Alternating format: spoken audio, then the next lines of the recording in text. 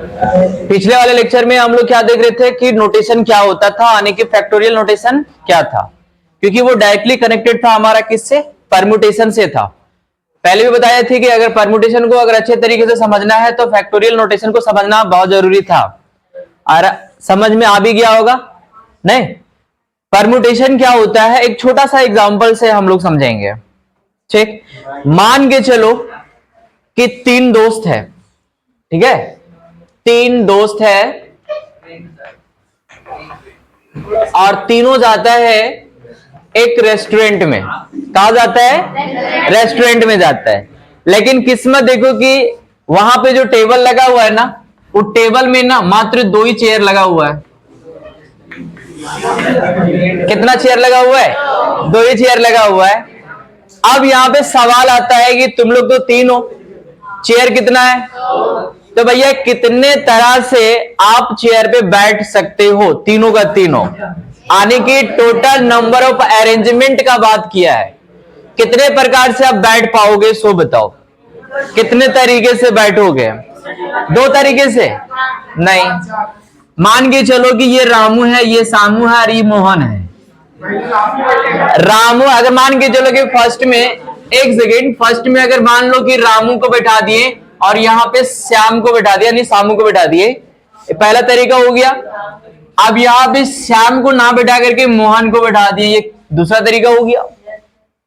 अब मेरा मन करे कि ना यहां पे राम ना बैठेगा, यहां पे श्याम बैठेगा, तीसरा तरीका हो गया। तो इस तरीके से हम टोटल कितने डिफरेंट डिफरेंट अरेंजमेंट निकाल सकते हैं, ये परम्यूटेशन में यही सीखना है हम लोग को। समझ में आया? एक और सिंपल एग्जांपल लेते हैं। मान के चलो कि तुम्हारे पास 3 लेटर दिया हुआ एबीसी, ठीक है। अब बोला कि 2-2 लेटर को लेकर के आप कितने तरह का अरेंजमेंट कर सकते हो? 2-2 लेटर लेकर के कितने तरह का अरेंजमेंट कर सकते हो, बताओ जरा, कितने तरीके से? पहला तो आपका होगा कि ए और बी लिए, तो दूसरा ये भी तो होगा कि बी और ए ले। अरेंजमेंट हमसे पूछा है, सजाना है हमको। अब अगर मान के चलो कि ए और सी लिए, तो दूसरा क्या ले सकते? सी और ए ले सकते। फिर उसी प्रकार से अगर हम बी एंड सी लिए तो सी और बी लेना पड़ेगा, लेना पड़ेगा कि नहीं? और कुछ अरेंजमेंट बन सकता है इसमें? कुछ अरेंजमेंट बन सकता है क्या? नहीं बन सकता है। लेकिन यहां पे सवाल आता है कि जब छोटे छोटे नंबर हो, जैसे कि ऊपर में 3 लेटर था, 2-2 लेटर को लेकर के हम लोग बना रहे थे, तो इसको आसानी से एग्जाम्पल के तौर पे हम लोग बना लिए। लेकिन अगर बड़ा बड़ा नंबर दे दे, ठीक है, तब फिर हम नंबर ऑफ परम्यूटेशन कैसे फाइंड कर पाएंगे? इसमें ऐसे भी आगे सवाल आएगा। आगे किस तरह का सवाल आएगा बता रहे हैं। मान के चलिए कि आपके क्लास में मान के चलो कि 15 लड़का है, ठीक है, और 10 लड़की है। 15 लड़के हैं और 10 क्या है? लड़कियां हैं। अब टीचर को क्या करना है कि 15 लड़का और 10 लड़की में से किसी एक को चुनना है जो क्लास का मॉनिटर हो सके। तो नंबर ऑफ परम्यूटेशन कितना होगा, मतलब टोटल है इसका अरेंजमेंट कितना कर सकता है, कैसे? समझ में आया? ये नंबर ऑफ परम्यूटेशन फाइंड करने के लिए सीखेंगे। इसमें मजे की बात यह है कि पहला टॉपिक आपका जो होगा वो फॉर्मूला बेस्ड होगा, पहला एक्सरसाइज, और दूसरा एक्सरसाइज इसका जो परम्यूटेशन का है वो टोटली वर्ड प्रॉब्लम है। और वर्ड प्रॉब्लम के लिए आपका इंग्लिश स्ट्रांग होना जरूरी है और दिमाग भी, तभी आप बना पाओगे। कहने का मतलब ये हुआ कि अगर आप क्वेश्चन को अच्छे से हिंदी में कन्वर्ट कर पा रहे हो तभी आप सवाल बना पाओगे, अदरवाइज नहीं बनेगा। हम पहले ही बता दे रहे हैं, परम्यूटेशन हो या कॉम्बिनेशन हो। समझ में आए क्या बोले? तो फिलहाल जो पहला है उसको हम लोग देख लेते हैं। पहला यहां पे देखो, परम्यूटेशन का यहां पे डिफिनेशन हम लिख दिए हैं कि the different arrangements which can be made out of given number of things by taking some or all at a time are called permutation।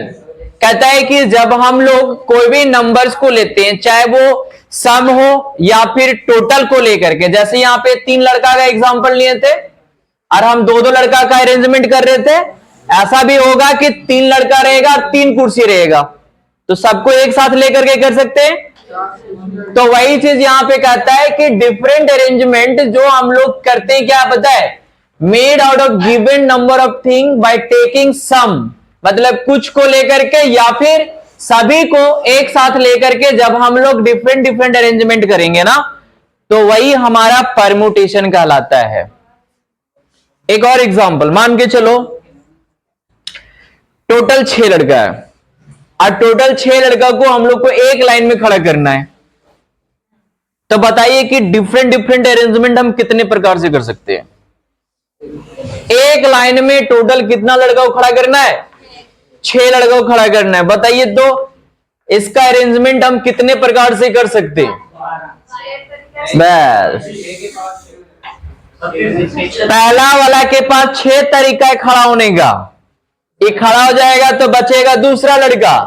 अब दूसरा लड़का के पास कितना जगह बच रहा है, 5, तो दूसरा कितना तरह से खड़ा हो सकता है, कितने प्रकार से, 5 प्रकार से। तीसरा वाला के पास 4, चौथा वाला के पास 3 और दूसरा वाले के पास 2। यानी कहने का मतलब है कि टोटल का टोटल अगर 6 लड़का है और सबको एक साथ लेकर के अगर हमें अरेंजमेंट फाइंड करना है ना, तो सिंपली क्या होता है, 6 का फैक्टोरियल लिख देंगे। 6 लड़का था ना, सबको एक साथ लेकर के चलना था, तब ये 6 का फैक्टोरियल लिखेंगे हम लोग। कोई दिक्कत? यहां पे देखो एक ये चीज समझना, हमें नहीं यहाँ पे सवाल नहीं किया है कि क्या करना है, हमें कौन सा प्लेस पे रखना है, बस हमें ये बताना है कि कितने प्रकार से इसका अरेंजमेंट कर सकते हैं हम लोग। ठीक है, पहला थ्योरम इसका आता है, ध्यान से देखोगे।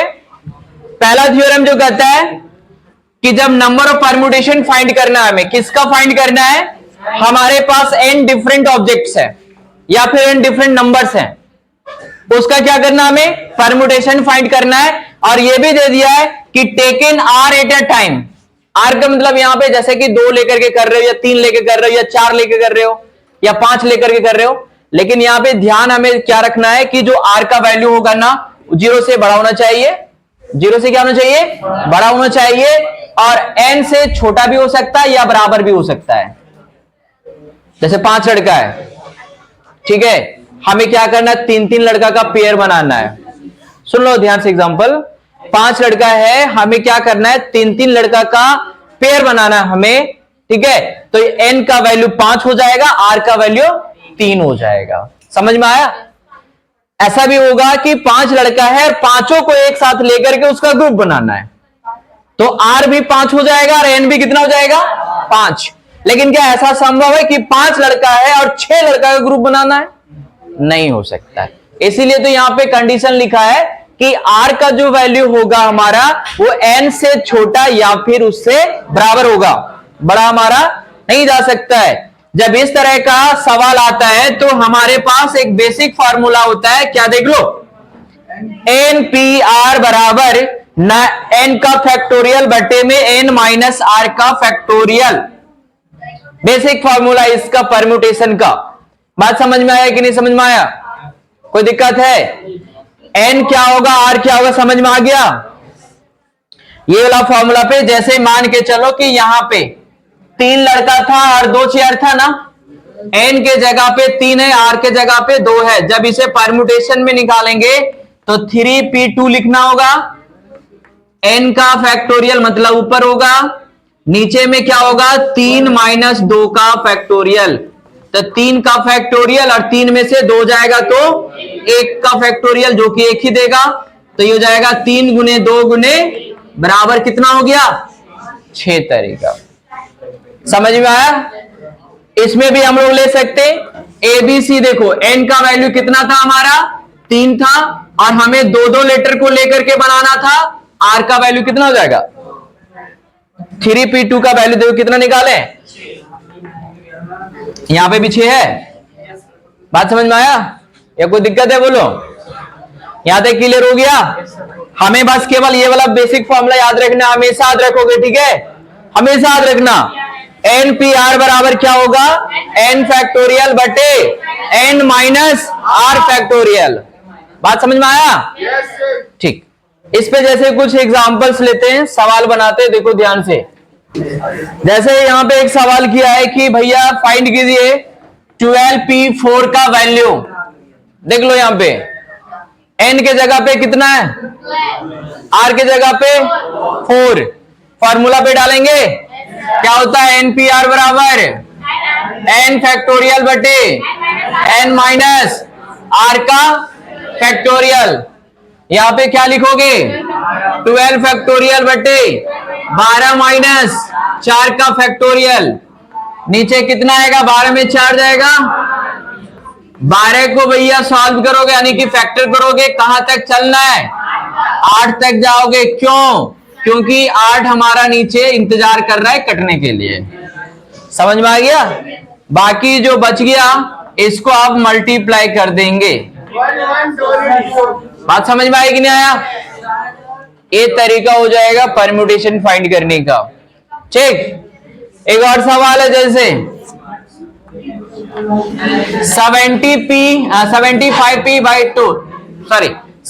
75p2 है, कैसे बनाएंगे, n का मान कितना, r का मान कितना, 2, फॉर्मूला में डालेंगे तो 75 का फैक्टोरियल बटे 75 माइनस 2 का फैक्टोरियल। 75 में से 2 जाएगा, इसको क्या लिखोगे, 73 कटेगा, बाकी बच रहा है उसको मल्टीप्लाई कर देंगे आप, जो आएगा वो आंसर हो जाएगा। कोई दिक्कत है? एक और मान के चलो कि 8p8 दिया हुआ है, 8p8 दिया हुआ है, n का भी वैल्यू 8 है, r का वैल्यू भी 8 है, n का वैल्यू 8 और r का वैल्यू 8 है। कैसे फाइंड करेंगे? सिंपल, एक हम लिखवाए भी होंगे या नहीं लिखे तो लिख दो, n बराबर सिंपली n का फैक्टोरियल होता है। अब देखो कैसे होता है, अगर इसको लेंगे तो 8 का फैक्टोरियल, और नीचे में क्या लिखोगे, 8 माइनस। अब देखो बाबू, 8 का फैक्टोरियल हो गया, 8 में से 8 जाएगा तो कितना बचेगा, 0 का फैक्टोरियल। 0 का फैक्टोरियल बोले तो कितना होता है, तो सिंपल कितना आ गया, 8 का फैक्टोरियल। समझ में आया कि नहीं? लिख ले।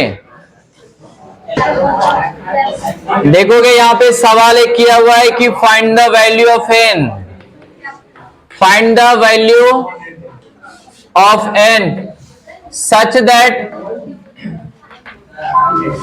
पहला दिया हुआ है np5 बराबर 42 गुने np3, जहां पे n का वैल्यू 4 से बड़ा होगा। n का वैल्यू फाइंड करना है हमें, हाला नहीं, वॉल्यूम कम। सुन, किसका वैल्यू निकालना है, n का वैल्यू निकालना है। कैसे निकालोगे? देखो सुनो, जहां पे भी p दिख गया मतलब वहां पे परमुटेशन का फॉर्मूला लगा देंगे हम लोग। समझ में आया कि नहीं समझ में आया? जहां p दिखा, जैसे कि इसमें दिख रहा है कि नहीं दिख रहा है, यहां भी दिख रहा है, यहां पे आंख बंद करके, आंख बंद करके नहीं, गलत लिख देगा तो आंख बंद करके क्या करना है, परमुटेशन का फॉर्मूला लगा दीजिए। तो बताइए एनपीआर का फॉर्मूला क्या होगा, क्या होगा, जल्दी बोलिए। तो यहां पे आप लिख सकते हो n का फैक्टोरियल बटे में n माइनस 5 का फैक्टोरियल। कितने लोगों को समझ में आ गया? बहुत अच्छा। अब बाकी लोग फिर यहाँ पे 42 रहने दो, इसको फॉर्मूला में तोड़ दीजिए। n का फैक्टोरियल बटे में क्या होगा, n माइनस 3 का फैक्टोरियल। इतना लिख सकते हो। ए आयो मायो तो अनेक बोल रही हो, बड़ी छुट्टी मारो तो क्या बात हो। क्या क्या बोला फिर से?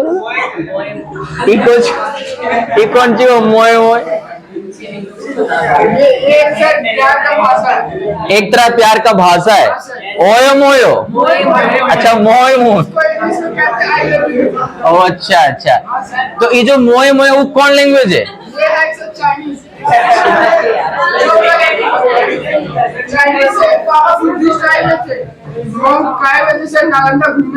अच्छा अच्छा,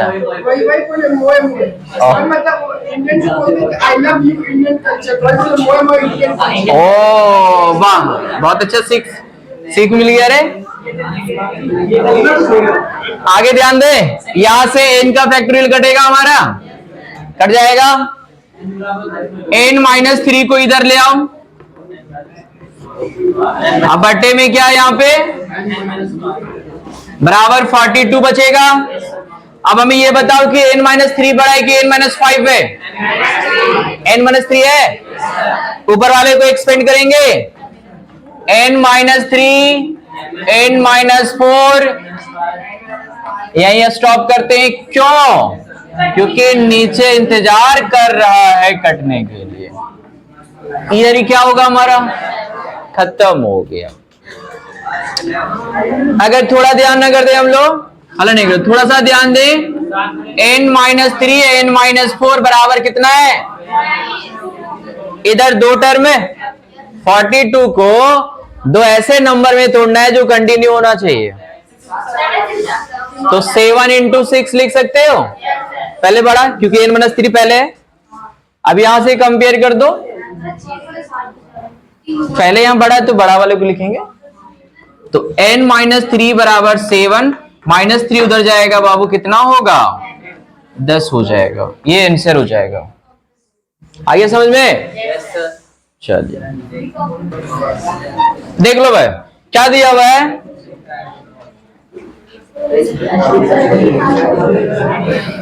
NP4 है ना, और डिवाइड में क्या दिया हुआ है? n-1p4 बराबर क्या है? 5/3 है। ऊपर में फॉर्मूला में डालेंगे भैया, इसको भी n परम्यूटेशन का फॉर्मूला डाल दो, देखो कैसे लिखेंगे।